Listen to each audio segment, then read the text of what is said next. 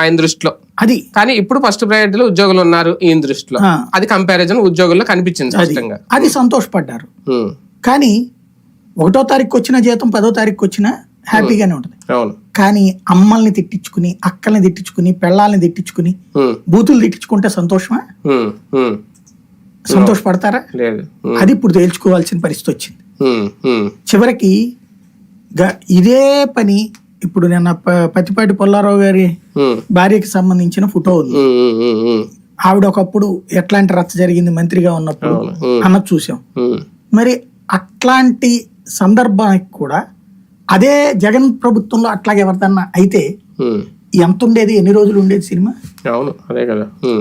ఇక్కడ మాత్రం రాశారు, ఇప్పుడు జ్యోతి కూడా రాసింది. కానీ దానికి ఏముంది, మొన్న ఆ మధ్యన ఎవరు ఆవిడ కడప జిల్లాలోన పొద్దుటూరు దగ్గర ఎమ్మెల్యేగా భార్య తిట్టింది, అవన్నీ లైవ్ లో పెట్టించుకోవడం, ఇది సేమ్. అంటే దానికి బాబు గారు స్పందించారు ఇమీడియట్ గా. ఎవరు చెప్పారు? అది పేపర్ లో రాశారు. అంతేనా? ఆయన ఏమైనా పిలిపించారా, మాట్లాడారా?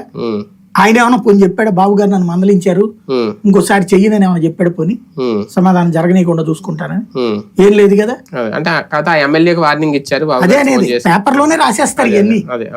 బాబు గారు వార్నింగ్ ఇచ్చారా లేదా? బాబు గారు